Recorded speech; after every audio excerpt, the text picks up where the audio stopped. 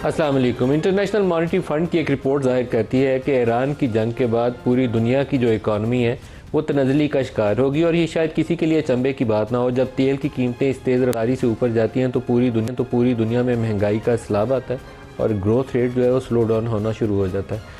Trump साहब के जो फार्मूले हैं इस मसले के हल के लिए, वो भी अभी तक जल्दी पे तेल का ही काम कर रहे हैं, कोई बेहतरी वाली सूरत नहीं पैदा कर रहे।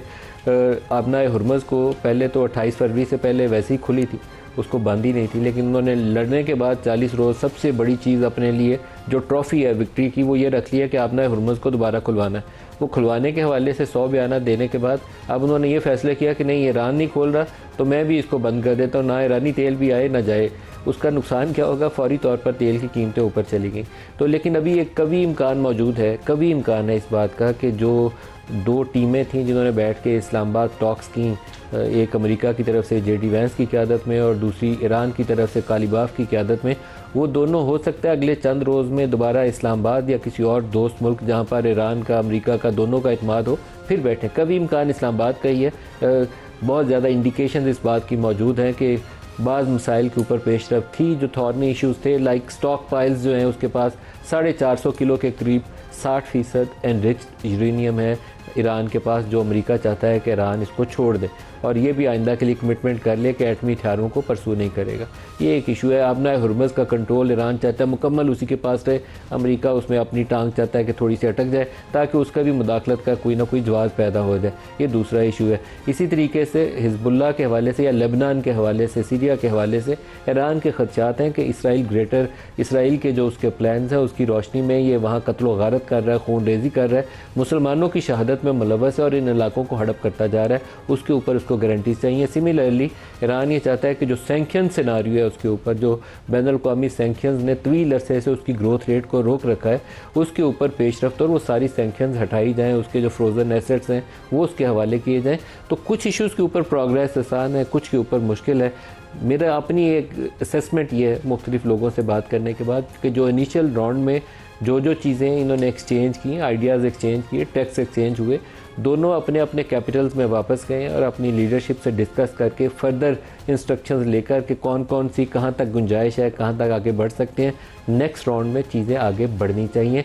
47 ईयर्स के बाद अगर कोई मिले हों तो पहली दफ़ा ही मोहर लगा के उठना काफ़ी मुश्किल होता है। जेडी वैंस का एक स्टेटमेंट है न्यूक्लियर के हवाले से ही कि क्या चीज़ें हुई और क्या वो एक्सपेक्ट कर रहे हैं। खुर्रम दस्तगीर साहब, एयर मार्शल अरशद मलिक साहब और सरदार मसूद खान साहब हमारे साथ हैं। सबको खुशामदीद कहते हैं। खुर्रम साहब, आपसे आगाज़ करेंगे, आपकी क्या तवक्कुआत हैं नेक्स्ट राउंड के हवाले से?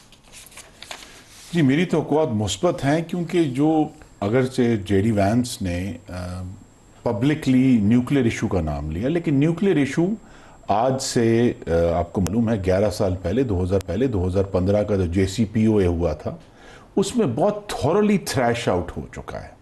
और अमेरिका की टीम थी और यूरोपियन यूनियन की टीम्स थी, ईरान की टीम ने 2 साल से ज़ायद लगे थे। तो लिहाजा वो इशू, उस इशू में कोई टेक्निकल अब ज़्यादा चीज़ रह नहीं गई, सिवाय जिसका आपने जिक्र किया कि उनके 400 किलोग्राम का जो 60% एनरिच्ड यूरेनियम है। तो न्यूक्लियर इशू नहीं है। आई थिंक इशू दूसरे हैं जिसके ऊपर गुफ्तगू होनी है। जो बात अब सामने आ रही है नेगोशिएशन के 3 दिन बाद, वो ये है कि अमेरिका का मुतालबा ये था कि 20 साल के लिए ईरान कमिटमेंट दे कि वो न्यूक्लियर वेपन्स नहीं बनाएगा। ईरान 5 से ज़्यादा साल देने के लिए तैयार नहीं था। तो वो वहाँ सिर्फ यानी एक्चुअल जो टेक्निकल इशू है उस पर कोई बहस नहीं है, सिर्फ ये कि ईरान जो है वो अफजोदगी नहीं करेगा और वो जो कमिटमेंट है उसकी लेंथ के ऊपर सवाल है। लेकिन आई थिंक ज़्यादा जो गहरा सवाल है, जो कि इस जंग के आगाज़ में किसी के जहन में नहीं था, और वो आबनाए हुर्मुज़ है कि आबनाए हुर्मुज़ की जो मैनेजमेंट है वो क्या होगी। यहाँ ओमान का भी आधा हिस्सा है आबनाए हुर्मुज़ में, लेकिन कहते हैं कि वहाँ चूँकि पानी इतना गहरा नहीं है तो जहाज़ों के आने में तो ईरान की तरफ ज़्यादा लोग जहाज़ जाते हैं।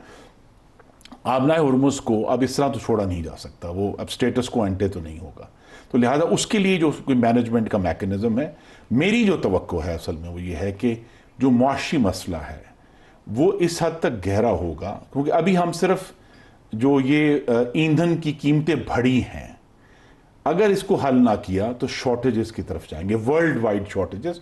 और वो सिर्फ ये भी समझने की बात है कि तेल और गैस में नहीं होंगी, बहुत सारे अब नॉन एनर्जी एक्सपोर्ट्स हैं अरब ममालिक की सल्फर है, हीलियम है, पॉलीप्रोपिलीन है, पॉलीइथाइलिन है, यूरिया खाद है, मतलब पाकिस्तान का प्लास्टिक का दाना सारा वहाँ से आता है, जो प्लास्टिक की इंडस्ट्री है। तो लिहाजा वहाँ फिर अगर कीमतें बढ़ने के बावजूद शॉर्टेजेस होना होंगी, तो फिर आज से कुछ 103 साल पहले अमेरिका में और मगरब में ग्रेट डिप्रेशन आया था, 1929 का बड़ा फेमस वाकया है, जिसमें फिर करोड़ों लोग बेरोजगार उन मगरब के ममालिक में हुए थे। तो लिहाजा अगर इसको ना रोका गया, और ये जो ब्लॉकेज है ईरान ने भी किया हुआ है, अमेरिका ने भी किया हुआ है, तो ये जो रोकने का जो अर्जेंसी है वो इसी चीज़ की है कि ये मामला जल्द अज जल्द हल हो। और जो मेरी तवक्को है कि इन दी एंड जो बार्गेन होगा वो यही होगा कि आप न हुर्मुज़ खोलें, उसके अगेंस्ट हमारे सैंक्शंस जो हैं वो हटाएं। इमरान शाह अरशद मलिक साहब, हर चीज़ की एक अफादियत होती है ख़ास मुद्दत तक। आपने हुर्मुज़ की अफादियत और 4-5 रोज़ तो रह सकती है, उसके बाद फिर वो जो कहते हैं ना डेटरेंस, अगर वो चला दें आप तो फिर वो ख़त्म हो जाता है। तो ये मेरा ख्याल है आपने हुर्मुज़ का भी इस वक्त वही पोजीशन है। कितनी देर ये इस तरह रह सकता है, और टॉक्स के हवाले से क्या आपकी एक्सपेक्टेशन है? बिस्मिल्लाहिर्रहमानिर्रहीम, बहुत शुक्रिया मेरी ओपिनियन लेने के लिए। टॉक्स के हवाले से मैं एक कमेंट देना चाहूँगा कि मेरी जो असेसमेंट है या जो ओवरऑल है वो ये है कि जो ईरान की टीम है, मेरे ख्याल में, मैं गलत भी हो सकता हूँ, वो अमेरिकन टीम के मुकाबले में पुरएतमाद है। सकाफ़ती, तारीख़ी और तजुर्बे के लिहाज से मेरे ख्याल में उनको एक एज है। दूसरी टीम में जो फ़र्क एक और है वो ये है कि ईरान की जो टीम है कल्चरली, और या ईरान की जो क़यादत भी मैं कहूँगा, वो धीमे धीमे चल के डिसीजन की तरफ जाना चाहती है, जबकि अमेरिकन टीम जो है वो फ़ौरन रिज़ल्ट ओरिएंटेड है। और उसके पीछे जो एक शख्सियत ट्रंप की है वो भी आपको पता है, उसका भी एक इम्पैक्ट आ सकता है। तो ये तो मुज़ाकरात। दूसरा, मुज़ाकरात में अल्हम्दुलिल्लाह अल्लाह ताला ने जो पाकिस्तान को सफारती कामयाबी दी है और वो अभी भी चल रही है इंशाअल्लाह, और अल्लाह करे कि ये दूसरा राउंड भी पाकिस्तान में हो जाए इंशाअल्लाह। हमें उम्मीद तो बड़ी इंशाअल्लाह। नहीं भी होता तो हमने वो फ्लैग शुरू कर दिया था, फ्लैग लगा दिया था, और अल्लाह करेगा ये सिलसिला चलता रहेगा। तीसरा जो आपने हुर्मुज़ की बंदिश कितनी देर तक ऐसे रह सकता है मामला? मेरे ख्याल में अगर तो सेंस प्रिवेल करे और ये आपस में बैठ जाएं, तो अब नए हुर्मुज़ को ब्लॉकेट करना इतना आसान नहीं है जितना कि एक परसेप्शन है। जिस तरह खुरम भाई ने बताया कि उसकी डाइवर्जन्स हो सकती हैं, डिटूर हो सकता है, फिर इससे अभी तो मुज़ाकरात की वजह से कीमत कम हुई है, लेकिन इससे एस्केलेशन दोबारा हो जाएगी, और ये कहा तो एक्ट ऑफ वॉर ही जाता है। सो जंगबंदी की जो स्पिरिट है वो भी नहीं। तो जो हालात वाक़यात हैं, मेरे ख्याल में कोई ना कोई नेगोशिएशन अब नए हुर्मुज़ के ऊपर और न्यूक्लियर के ऊपर भी, बिकॉज न्यूक्लियर का मैं इसलिए कह रहा हूँ कि अगर आपने रशिया की स्टेटमेंट देखी हो जिसमें उन्होंने ऑफ़र की है कि चलें इस यूरेनियम को हम ले आते हैं, पाक कर लेते हैं, kind of so give and take दोनों पे होगा। अब नए हुर्मुज़ पे फंसेंगे ज़रूर, लेकिन मेरे ख्याल में इंशाअल्लाह इन 2 हफ्तों में कोई ना कोई सूरत निकल आएगी। सरदार मसूद साहब, सफारतकारी के मैदान में महारत आपकी है। बातचीत का जो पहला राउंड था उससे बहुत ज़्यादा तवक्को ये नहीं रखनी चाहिए थी कि रात को मोहर लगा के ही उठेंगे, लेकिन अभी जितनी रिपोर्ट्स हैं ये जाहिर करती हैं कि बाज़ इशूज़ पे पेशरफ थी, बाज़ के ऊपर अटकाव भी आया। नेक्स्ट राउंड से आप क्या सोचते हैं, क्या तवक्कुआत हैं आपकी? नेक्स्ट राउंड में जो सक्सेस की हमें उम्मीद है वो है इससे कि न्यूक्लियर के ऊपर कोई मुआहिदा हो जाए, आबनाए हरमूज़ के ऊपर हो जाए, लेकिन लबनान के ऊपर कोई मुआहिदा होता नज़र नहीं आ रहा। क्योंकि अगर आपने वज़ीर आज़म नेतन्याहू के बयानात सुने हों तो अमेरिका के दबाव के तहत उन्होंने मुज़ाकरात के लिए हामी तो भर ली है, और मेरा ख्याल है कि आज मुज़ाकरात हो रहे हैं। अमेरिका के वक्त के मुताबिक 11 बजे उनके मुज़ाकरात का आगाज़ होना था। लबनान और इसराइल के सफ़ीरों के दरमियान, उनके स्टेट डिपार्टमेंट, अमेरिका के स्टेट डिपार्टमेंट में।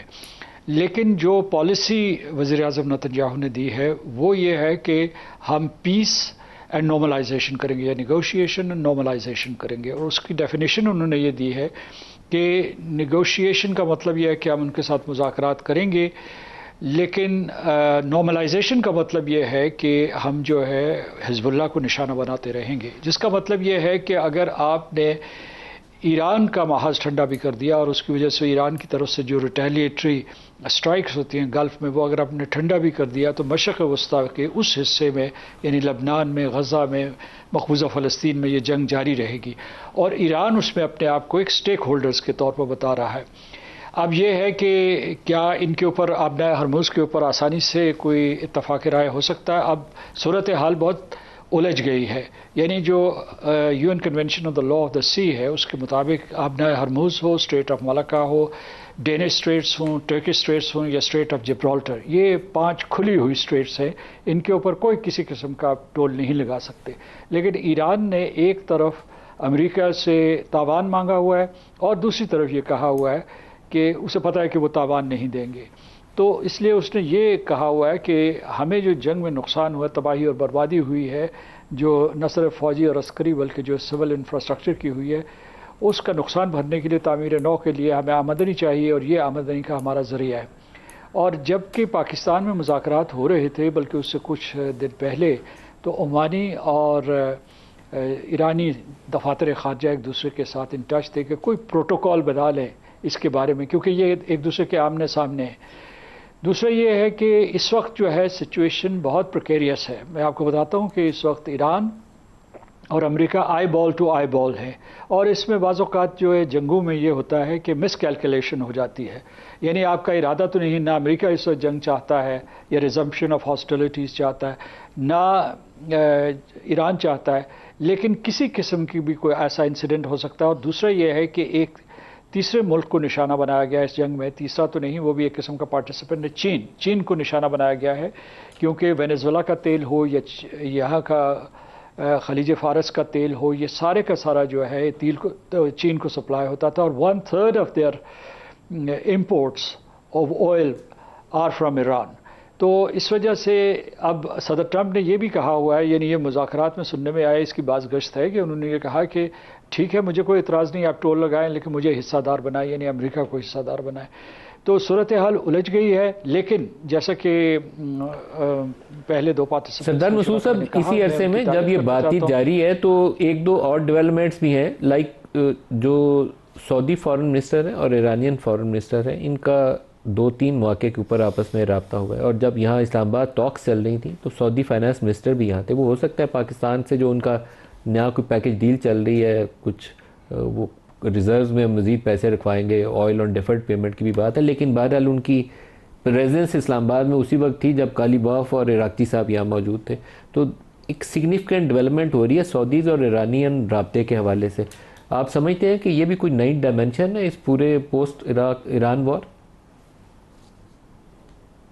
ये बहुत हौसला अफजा चीज़ है कि अब्बास अरागची से फैसल बिन फरहान जो सऊदी अरब के फॉरेन मिनिस्टर, उन्होंने ट्वाइस बात की है। एक जो है जंगबंदी से तकरीबन आगे पीछे, और उसके बाद अभी जो है हाल ही में की है, और फिर कतर के वज़ीर ख़ारजा ने भी उनसे बात की है। ये मेरा ख्याल है कि कोऑर्डिनेटेड एफर्ट है, और उन्हें पता है कि बड़ी खेल इसमें क्या है, बड़ा खेल क्या है, कि किस तरीके से इन तमाम ममालिक को एक दूसरे से मुतसादम किया जा रहा है।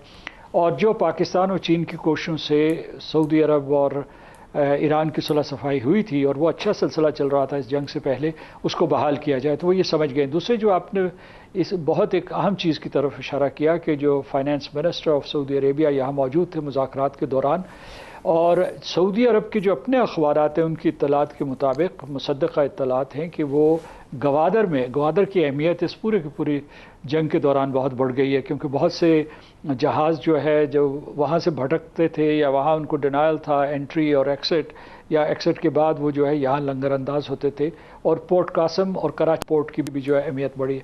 तो वहाँ गवादर पोर्ट में इत्तला ये है कि 10 अरब की वो सरमायाकारी सऊदी करना चाहते हैं, और वहाँ एक ऑयल रिफाइनरी कायम करना चाहते हैं। ये तजवीज़ बड़े अरसे से चल रही थी, और फिर जो है पेट्रोकेमिकल प्लांट्स जो है उसके बारे में अबव रिफाइनिंग ऑयल। तो मैं समझता हूँ कि इस मौके से ये लोग सवाल पूछ रहे हैं कि पाकिस्तान की दुनिया में इतनी इज़्ज़त बढ़ी है, एक नया जो है डिप्लोमेटिक हाई ग्राउंड पाकिस्तान ने हासिल किया है, तो इससे पाकिस्तान को माशी मनफियत क्या हो सकती है। तो उसके लिए मेरा ख्याल है कि ये जो पाकिस्तान को अमेरिका के साथ उसने ताल्लुक़ात बेहतर बनाए, खलीजी रियासतों से भी रिवायती ताल्लुक़ात बहुत अच्छे हैं, लेकिन अब जो है हमें जो है अपनी इकनॉमिक जोग्राफी के ऊपर तवज्जो देनी चाहिए, और जंग दुरुस्त है, दुरुस्त है। अच्छा, मैं ये जो सऊदी अरब वाला सवाल है खुरम साहब से भी चाहूँगा, खुरम साहब से भी पूछा जाए। खुरम साहब, पाकिस्तान के प्राइम मिनिस्टर और फील्ड मार्शल दोनों की एक्सपेक्टेशन है कि नेक्स्ट फ्यू डेज़ के अंदर उन्होंने सऊदी अरब जाना है। अब मैं बहुत दिनों से, एक नंबर बहुत बड़ा है, बोलने से गुरेज करता हूँ, लेकिन वो कहते हैं कि कोई $20 बिलियन, 20 अरब डॉलर का सऊदी अरब के साथ कोई अरेंजमेंट डिस्कस हो रहा है। कुछ तो वो मज़ीद पैसे रखवाएंगे, हमारे $5 अरब पहले उनके हमारे पास हैं स्टेट बैंक में, मज़ीद कुछ उसमें इजाफा करेंगे। ऑयल ऑन डिफर्ड पेमेंट्स पहले भी हम उनसे ले रहे हैं, उसकी अमाउंट बढ़ जाएगी। और एक तीसरी तरफ इन्होंने ऑयल रिफाइनरी का जिक्र किया जो 10 सालों से बुक्स में है, मटीरियलाइज नहीं होता। वो जो मुझे किसी ने बताया, जो मैंने खबर सुनी, वो ये है कि वो इन्वेस्टमेंट फ़ंड एक बनाएंगे जिसमें मुख्तलिफ प्रोजेक्ट्स उसका हिस्सा हो सकते हैं, और दैट कुड बी $10 बिलियन उसका साइज़। तो is there something in the offing? जी, there is something in the offing, something big in the offing. देखिए, ऑलरेडी पाकिस्तान को एक बहुत बड़ी सफारती कामयाबी इन टॉक्स के अलावा जो हासिल हुई है, जिसमें जो सऊदी क़यादत है और उनके वली अहद मोहम्मद बिन सलमान, उनकी दानिश और उनका ज़ब्त, विजडम एंड रिस्ट्रेंट बहुत शामिल है। कि ये जो अमेरिका इसराइल की जंग थी ईरान के साथ, ये आज तक भी फैल कर अरब ईरान जंग नहीं बनी, और ये पाकिस्तान का मेरी नज़र में तो एक straight forward highest security interest था कि ये जंग ना हो। तो उसमें अभी तक कामयाबी अल्लाह ने दी है, और इसी वजह से सऊदी अरब के साथ हमारा, आपको मालूम है कि बाहमी दिफा का मुआहदा भी है। सऊदी अरब दूसरे अरब ममालिक से आगे चल रहा है इस मामले में कि उन्होंने आज से 8 महीने पहले भांप लिया कि अमेरिका की जो सिक्योरिटी अम्ब्रेला है, सलामती की छतरी, वो काफ़ी नहीं होगी सऊदी अरब को। कतर पे हमले के फ़ौरन बाद उन्होंने फ़ौरन भांप लिया कि ये मामला जो है यहाँ तो लिहाजा उन्होंने फौरी तौर पर पाकिस्तान के साथ ना सिर्फ बाहमी दिफा का मुआहिदा किया, बल्कि मलिक साहब आपके नाज़रीन के लिए उन्होंने जिस तरह उसको एडवर्टाइज किया, जिस तरह उसकी तशहीर की और सेलिब्रेट किया उसको, तो वो एक सिग्नल था पूरी दुनिया को, पूरी दुनिया की जो पावर्स है उनको भी सिग्नल था कि ये देखिए हमारे पास एक सप्लीमेंट्री सिक्योरिटी गारंटी। अब ये जो सऊदी अरब के साथ बढ़ते हुए हमारे ताल्लुकात हैं, जिसमें कुछ तो बड़े पुराने मंसूबे हैं, ये हम तो कम से कम एटलीस्ट पिछले 6 साल से तो मैं सुन रहा हूँ कि ये रिफाइनरी आ रही है, रिफाइनरी जा रही है। MBS जब इस्लामाबाद आए थे तो उस वक्त भी अनाउंस हुआ था, उस वक्त भी अनाउंस हुआ था। तो लिहाजा अब अगर इसमें हालात ने देखें, हालात ने क्या साबित किया है कि अगर सऊदी अरब को अपनी तेल भी और नॉन एनर्जी एक्सपोर्ट्स जो तेल से निकलती हैं उसकी डाइवर्सिफिकेशन करनी है, तो करीब तरीन जगह भी वही गवादर है कि अगर आबना होर्मुज और ईरान वॉर के बाद कुछ ट्रांसशिपमेंट के मामला भी कराची पोर्ट की तरफ भी आए। लिहाजा अब ना सिर्फ देखें ना, सऊदी अरब ने अगेन बहुत साल पहले जो अपनी जाम्बू की पाइपलाइन थी वो बना ली ताकि वो अपने मगरबी जो रेड सी से वो एक्सपोर्ट कर सकें। तो लिहाजा सऊदी अरब के साथ, और सिर्फ सऊदी अरब नहीं, मेरे ख्याल में तो सऊदी अरब नहीं होगा, आने वाले सालों में ये तमाम अरब ममालिक जो हैं उनका रुजू पाकिस्तान की तरफ होगा, क्योंकि अमेरिका की जो कोशिश थी इस जंग में वो ये थी कि जो मशरक़ वस्ता है वो इसराइल का असर का दायरा, जिसे कहते हैं सर्कल ऑफ इन्फ्लुएंस बन जाए, स्फेयर ऑफ इन्फ्लुएंस बन जाए, उसमें अमेरिका नाकाम हो गया। तो लिहाजा वहाँ जब इसराइली स्फेयर ऑफ इन्फ्लुएंस नहीं रहा और अमेरिका का इंटरेस्ट जो है, चूँकि अमेरिका मशरक़ वस्ता से तेल नहीं खरीदता, तो इसलिए वो बड़े उस मामले के कि हमें तो पैसे भी मिलते हैं, अगर मिलते हैं तो बड़ी अच्छी बात है, जिसको चाहिए आबना होर्मुज का तेल वो जाके खुलवा ले, इस तरह के कमेंट्स आए हैं सदर ट्रंप के। तो लिहाजा इस खित्ते में हम कह सकते हैं इस वक्त पाकिस्तान स्टेबिलिटी प्रोवाइडर है, और इंशाल्लाह आने वाले साल बड़ी खबर तो ये होगी कि हमारे प्राइम मिनिस्टर और फील्ड मार्शल जब सऊदी अरब जाएं तो वहाँ से कुछ अच्छी खबरों का ऐलान हो। वैसे तो कर्जे लेके खुशियाँ मनाते हैं हम लोग, उसे नहीं मनानी चाहिए, लेकिन इस वक्त हमारी वो ज़रूरत भी है। एयर मार्शल साहब, आप शायद सबसे बेहतर पोजीशन में होंगे। ये जो म्यूचुअल डिफेंस एग्रीमेंट है, बहुत सालों से कोशिश होती थी कि हम उनके साथ JF-17 की बात करें, दूसरी बातें करें, लेकिन इन्हीं टॉक्स के दरमियान में, इस्लामाबाद टॉक्स के दौरान, सऊदी डिफेंस मिनिस्ट्री ने अनाउंस किया कि पाकिस्तानी एयरफोर्स का एक दस्ता और जहाज़ यहाँ किंग अब्दुल अजीज़ एयरबेस पे पहुँच गए। बाकी रोशनी आपसे जानूंगा, कितने जहाज़ गए हैं, कितने भेजना चाहते हैं, क्या करेंगे और वहाँ पे? मैं एक आपकी वजह से खुरम साहब की जो बात को बढ़ाना चाहूँगा कि वाकई बहुत नादिर मौका है हमारे लिए इस खित्ते में इस तरह, और ये भी हमें बरमला कहना चाहिए अपने नाजरीन के लिए कि एक आध मुल्क ऐसा भी था जिसको हम बड़ी तकलीफ़ थी। अब जैसे खुरम भाई ने कहा कि अगर हम गवादर को डेवलप करते हैं तो शायद वो उस मुल्क के लिए बेकिशारा होगा, और वो सऊदी इन्वेस्टमेंट अगर आती है, पहली बात UAE वाले खफा होंगे, लेकिन सऊदी इन्वेस्टमेंट आ जाएगी तो हम खुश होंगे, ठीक है। और दूसरा जो मेरी इतला थी, मैं I could be wrong also कि जो 5-5.5 अरब जो आया है, इसमें एक तो वो वाला जो वेव ऑफ हमने किया जो यूए को देना था, दूसरा जो हमने ये यूरो बॉन्ड की पेमेंट करनी थी प्रॉब्ली, वो उसके लिए भी हमें एक रिलीफ 1.3 बिलियन डॉलर वो भी हमने पे कर दिया। जी, वो भी कर दिया अल्हम्दुलिल्लाह। अब जो डिफेंस पैक्ट है, देखें ये हमारा एक जज्बाती ताल्लुक़ तो है ही है, लेकिन बड़ा ही एक करीबी ताल्लुक़ है सऊदी अरब के साथ, और वो सऊदी अरब के साथ जो ताल्लुक़ तिजारती, जज्बाती और दिफाई ताल्लुक़ भी रहा है। आज भी हमारी एयरफोर्स के, आर्मी के और कुछ हद तक नेवी के भी ऑफिसर्स और ट्रेनिंग जो हैं वो यहाँ हो रही हैं और वहाँ पे भी मौजूद है। सर एयर मार्शल साहब, लेकिन मखसूस तादाद हमारी को पिछले 50 सालों से मौजूद है। 80s में 1982 से तो एग्रीमेंट है, 1982 से एग्रीमेंट है। सबसे पहला एग्रीमेंट जो मिलिट्री रिलेशंस का था वो 1982 वाला है। बट उससे पहले आप उनको ट्रेन करते रहें, सो आपकी एक प्रेजेंस है, आपकी एक्सेप्टेबिलिटी है। लेकिन दिस इज समथिंग न्यू, ये जो mutual this is something very new and which is logically in a manner that हमने अपनी जो सफारती डिप्लोमेसी थी उसमें हमने ईरान के साथ बहुत फरासत के साथ चले, और वहाँ हमने मैसेज भी दिए कि सऊदी अरब के साथ हमारा ताल्लुक थोड़ा सा आपसे अपर हैंड, अगर खुदा ना खास्ता पूरी दुनिया के मुसलमानों का ही होगा जी, वो जो मक्का और मदीना की दिल में यहाँ जगह होती है वो सबके लिए पाकिस्तान का एक खसूसी ताल्लुक, उसको हम एक्सेप्ट, बिकॉज आपको यकीनन पता होगा कि जो हमारी ऑयल की जो पेमेंट्स होती हैं उनके कई तरीके डेफर पेमेंट्स की हैं। कुछ जैसी हमारी कोई नई हुकूमत आती है तो पहला जो हमारा दौरा होता है उसमें हमें कई लिवरेजेस, खामोशी से साथ पैसे भी मांग लेते हैं कि हम मिलने आए हैं, साथ पैसे भी दे दें यार पेमेंट्स का जो भी। तो जहाँ तक डिफेंस का ताल्लुक है, I think this was a right step, a logical step to acknowledge their comradeship, brotherhood and also give a message कि देखें अब हम उनके साथ एक इस तरह से इन्वॉल्व हो चुके हैं जिसमें हमारी मुसल्लह अफवाज का एक पोर्शन वहाँ पे है। तो खुदा न खास्ता ये नहीं है कि वो हमारी मुसल्लह अफवाज कोई किसी बरादर इस्लामी मुल्क के ख़िलाफ़ इस्तेमाल होंगी, बट एक पास्चर या जेस्चर ये आ जाता है कि अब हम वहाँ पे उनकी हिफाजत या उनके कॉपरेशन के लिए मौजूद। बिल्कुल सही। मोहम्मद अफजल खान रुकने बरतानवी पार्लियामेंट भी हमें ज्वाइन कर रहे हैं। अफजल साहब आपका बहुत शुक्रिया। ये बताइएगा कि इस वक्त पूरी दुनिया की मईशत के सामने बहुत बड़ा चैलेंज ये है कि ऑयल प्राइसेस से कैसे निपटना है। यूरोप सारा जो है पहले ही मुश्किलात का शिकार है, महंगाई भी है, बेरोज़गारी भी है। ये जो रिसेंट इम्पैक्ट है ऑयल प्राइसेस का यूरोप और बरतानिया के हवाले से आप बता सकते हैं कि क्या वहाँ असरात हैं? जी क्लियर है, इसका इम्पैक्ट ग्लोबल है और बरतानिया के अंदर भी यूरोप के अंदर भी इसको फील किया जा रहा है। देखें फ्यूल जो होता है वो की सेंट्रल पॉइंट होता है जिसकी इम्पैक्ट हर चीज़ पे आता है। तो ऑलरेडी आप देखते हैं कि जो पेट्रोल पंप्स हैं वहाँ अगर आपने कार आपको फिल करना है तो 15-20 पाउंड एक्स्ट्रा हो चुके हैं। तो दैट्स अ बिग इम्पैक्ट जो फैमिलीज ऑलरेडी स्ट्रगल कर रही हैं। तो हर अदर एरियाज में जाता है, फूड में भी इम्पैक्ट करेगा, तो फील कर रही है फैमिली सब। 2 वीक का विंडो भी किया गया है सीज फायर के हवाले से, तो इसमें एस्केलेशन नहीं होनी चाहिए। और ये अगर वो भी ब्लॉक करते हैं तो ये एस्केलेशन है, तो ये अच्छी चीज़ नहीं है। उनको चाहिए कि एक्चुअली अराउंड द टेबल बैठ के जो उनके डिफरेंसेस हैं ईरान के साथ, जो लेजिटिमेट चीज़ें हैं वो दोनों तरफ से सुनी जाएं और उस पर कॉम्प्रोमाइज़ भी किया जाए, क्योंकि ना सिर्फ ईरान और अमेरिका का इसमें मफाद है बल्कि मैं कहता हूं कि हर इंसान का ग्लोबली जो इम्पैक्ट है हो रहा है, तो उन सब का मफाद यही है कि अमन के रास्ते पे आना चाहिए, एस्केलेशन फर्क चाहिए। अफजल साहब, क्या बरतानिया इस्लामाबाद टॉक्स प्रोसेस को सपोर्ट करेगा?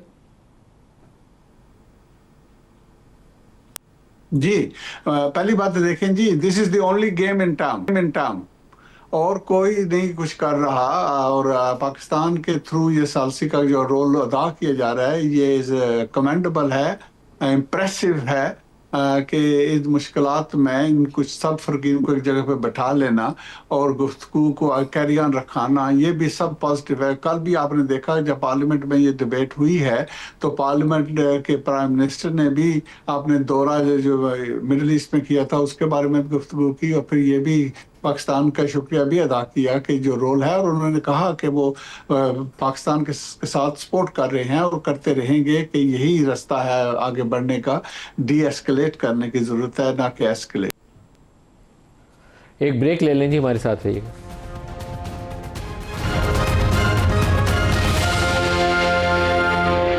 प्रोग्राम में दोबारा खुश आमदीद कहते हैं। अमरीकी सदर ट्रंप ने कहा है कि मुज़ाकरात का अगला दौर इस्लामाबाद में होने का इम्कान है और अगले 2 रोज़ में वो पाकिस्तान जा सकते हैं। उन्होंने कहा किसी और मुल्क में क्यों जाएं जिसका इस मामले से ताल्लुक़ ही नहीं है। और फील्ड मार्शल आसिम मुनीर के लिए उन्होंने कहा कि वो बहुत अच्छा काम कर रहे हैं, उनके पसंदीदा फील्ड मार्शल हैं एयर मार्शल साहब, और उन्हीं के पास वो आएंगे इस्लामाबाद, उनकी टीम जेडी वैंस आते हैं और होपफुली। तो ये अच्छी खबर ये है कि 2 दिन वो कह रहे हैं, वीकेंड की खबर यहाँ चल रही थी कि वीकेंड को 3 दिन को ब्लॉक किया जा रहा है कि इन दिनों में टॉक्स हो सकती हैं। Strong likelihood after Trump statement. Absolutely, I think जो एक बात ये भी चल रही थी कि ट्रम्प साहब को वो जो ऑफ रैंप और ऑफ एग्ज़िट मिलना चाह रहा था, और उनको बार बार ये बताया भी जा रहा था कि फौरी और गैर रवायती कदम का तुम्हें कोई फ़ायदा नहीं होगा, और जो स्टेट ऑफ हुर्मुज़ है वो तुम अकेले कर तो लोगे, कैपेसिटी तो है, बट जवाज़ नहीं बनेगा। अभी आज जो 100 जहाज़ गुजरता था, आज 5 जहाज़ सिर्फ गुजरे, और जंग से लेके अभी तक 279 जहाज़ गुजरे। अब उनमें से 22 जहाज़ हिट भी हुए, जिसमें से 8 जहाज़ ओमान की हदूद में गुजरे। तो ये हुर्मुज़ को कंट्रोल करना कोई इतना आसान नहीं था। Plus it might lead towards another factor कि अगर बाबुल मंदब की तरफ होती से एक्टिव हो जाते हैं तो फिर आप, अभी एक और ख़बर ये आ रही है कि जो उनका जो कैरियर था वो एक बड़ा पूरा लंबा चक्कर खा के पूरा अफ्रीका से आके इस तरफ आ रहा है। दैट मीन्स कि वो भी बाबुल मंदब के ख़तरे को कर रहे हैं। तो ये जो 2 दिन की खबर आ रही है, और जो फील्ड मार्शल साहब के इन्होंने फिर अप्रिशिएट किया है, ट्रम्प साहब नाकाबिल एतमाद आदमी हैं, लेकिन जो हालात वाक़यात हैं, मिड टर्म इलेक्शंस है, हंगरी में जो उनके करीबी दोस्त की शिकस्त हार गए वो बुरे तरीके से आ रहा, ये सब इंडिकेशन ये हो रही है इंशाअल्लाह कि कोई ना कोई अच्छी पॉजिटिव खबर न सिर्फ खित्ते के लिए, दुनिया के लिए, बल्कि इंशाल्लाह पाकिस्तान के लिए। इस्लामाबाद टॉक से इस्लामाबाद डिक्लेरेशन भी निकल सकता है। बिल्कुल नदीम भाई, एक और बड़ी मज़े की बात कल चल रही थी कि कहाँ दुनिया इस्लामोफोबिया कहती थी और अब इस्लामाबाद का स्लोगन आ रहा है। तो अल्हम्दुलिल्लाह, इंशाल्लाह अल्लाह करे कि यहीं से एक अमन की नवीद भी है दुनिया के सामने। अफजल साहब से भी एक सवाल कर लें। अफजल साहब, इस पूरे अमल में जहाँ हम बहुत पुरुमीद है कि जल्दी ये सिलसिला चले, इसराइली बहुत बड़ा स्पॉइलर है, आपकी इसके ऊपर भी राय जानना चाहूँगा।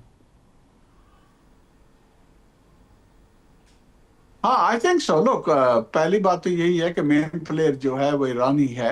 ईरान का मुख्तलिफ मसाइल हैं मिडल ईस्ट में, दूसरे अरब ममालिक गल्फ कंट्रीज के साथ भी, और अमेरिका के साथ भी, यूरोप के साथ भी। तो आई थिंक पहले तो अगर ये पटरी पे सीधा किया जाए दोनों साइड्स को, that would be really good. दूसरी पॉइंट यही है कि ये चीज़ें कनेक्टेड हैं, सेपरेट नहीं है।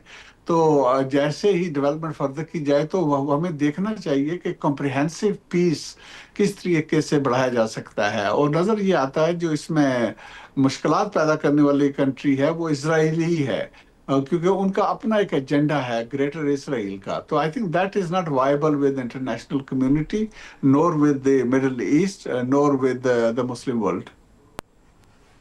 अफजल साहब, ट्रम्प साहब ने कहा है कि 2 रोज़ में बातचीत हो सकती है, तो क्या आप भी पुरुमीद हैं कि इस्लामाबाद का नेक्स्ट राउंड जल्द हो सकता है?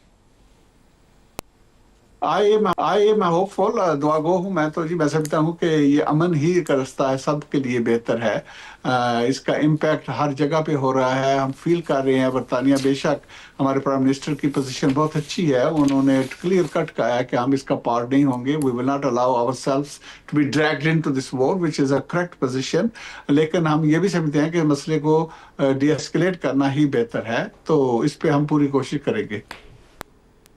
खुर्रम साहब, 2 दिन में दोबारा, एक्चुअली अफजल खान साहब को सराहना चाहता था कि ये उनका सवाल था बरतानवी पार्लियामान में, जिसके जवाब में केयर स्टारमर ने अपनी सपोर्ट की स्टेटमेंट दी। तो वो बड़े सही वक्त पर सही सवाल करना जो है वो उसके लिए हम खराज तहसीन पेश करते हैं। आप खुश हों 2 दिनों में दोबारा इस्लामाबाद के अंदर पीस टॉक्स की स्ट्रॉन्ग पॉसिबिलिटी? ये देखिए, अब इसका मतलब ये कि ये इस्लामाबाद टॉक्स थी, ये एक इस्लामाबाद प्रोसेस बन गया इंशाल्लाह। ये टॉक से प्रोसेस, जुमे हफ्ते इतवार की खबर चल रही थी, तो ट्रम्प के बयान से मुझे लगता है कि स्ट्रॉन्ग लाइकलीहुड है। जो सदर ट्रम्प का बयान है वो ये कह रहा है, जिस तरह मैंने पहले भी अर्ज किया, मुईशत अब सिक्योरिटी के ऊपर हावी हो रही, क्योंकि इकोनॉमिक सर्वाइवल, हाँ इकोनॉमिक, क्योंकि यूएस ट्रेजरी से पैसा निकलना शुरू हो गया। ईरान को भी मालूम है और अमेरिका को भी मालूम है कि एक और दिन की मिसाइल एक दूसरे पर मारने से जो रिटर्न्स हैं वो डिमिनिश हो रहे हैं रोजाना। तो लिहाजा एक मजीद दिन एक मिसाइल अगर मार भी लें, यानी जब वॉर कहते हैं, उससे वॉर के डायनामिक्स अब चेंज नहीं होंगे।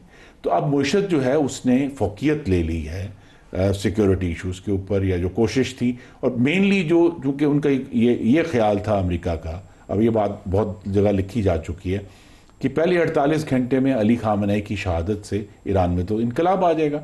वो चूंकि नहीं आया और वो हमने 39 दिन की जंग भी देख ली, तो लिहाजा अब इश्यूज यही हैं कि ईरान के साथ अमेरिका किस बुनियाद पर मुआशी मामलात और न्यूक्लियर मामलात को हल करके आगे चलता है। सर आपने ये जो इसराइल का मामला कही, रहेगा। बुनियाद जो आपने कही, एक ट्रंप को विक्ट्री ट्रॉफी चाहिए जो अपने लोगों को बेच सके कि मैंने ये विक्ट्री ले ली है। वो क्या चीज़ बेचेगा, क्या चाहिए उसे? जी वो यही कहेगा कि देखो मेरे एक्शन से जो है वो आबनाए होर्मुज खुल गई। वो तो पहले खुली हुई थी लेकिन अब अपने यही तो एक इस जंग का जैसे कहते हैं एक संगीन मजाक है कि जो चीज़ पहले ही खुली हुई थी अब उस खोलने का क्रेडिट लिया जाएगा।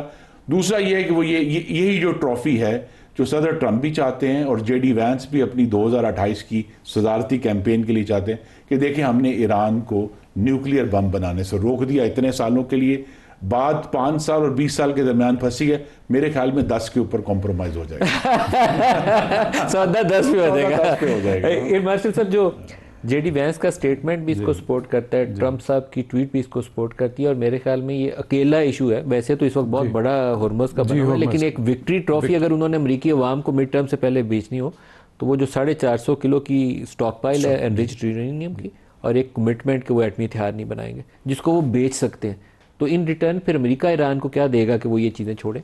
देखिए, सबसे पहले तो ये इस्टेब्लिश कर लीजिएगा कि ये जो जंग हुई है जो कि गैर अखलाकी गैर कानूनी जंग थी, उसमें अमेरिका ने टेक्टिकल गेन्स तो किए होंगे, यानी कलीलुल-मुद्दती फ़ायदे तो लिए होंगे, लेकिन तवीलुल-मुद्दत मयाद में अगर उनको स्ट्रेटजिक गेन्स जो है वो कोई हासिल नहीं हुए। मैं चूँकि आर्मी आर्म फोर्सेस से जितने वेपन्स डिमिनिश हुए हैं जो खुरम भाई बात कर रहे थे, आप याद करें कि इससे डिटेरेंस भी कम हुई है। चाइना के लिए, चाइना आपको याद है कि उन्होंने एक कैलकुलेशंस करके दी थी, ट्रैक किया था कि इसके पास कितने पैट्रियट हैं, कितने वेपन्स हैं, कितने एयरक्राफ्ट हैं, सो एक डिटेरेंस का फैक्टर भी कम हुआ। तीसरी बात जो आप बात कर रहे हैं, मिड टर्म इलेक्शन में उसको एक फेस सेविंग चाहिए। एक इंडिकेशन तो हंगरी के इलेक्शन से आ गई, डीजी भी ये कहा कि वो हमारे बहुत करीबी दोस्त। अब ख़त्म ये हो रहा है सर कि वो लेके यही आएगा कि आबनाए होम्स और न्यूक्लियर पे मेरे ख्याल में ईरान भी समझदारी और दानिशमंदी के साथ सबूत देते हुए कॉम्प्रोमाइज़ कर लेंगे। सैंक्शंस हटाओ जी, एसेट्स डिफ्रीज करो जी, बिल्कुल सर। तो फिर वो कहेंगे ठीक है न्यूक्लियर पे डील कर लो। एयर मार्शल अरशद मलिक साहब, खुर्रम दस्तगीर साहब और बाकी सब मेहमानों का बहुत शुक्रिया। आज के लिए इतना ही, इजाज़त दीजिए। अल्लाह हाफ़िज़।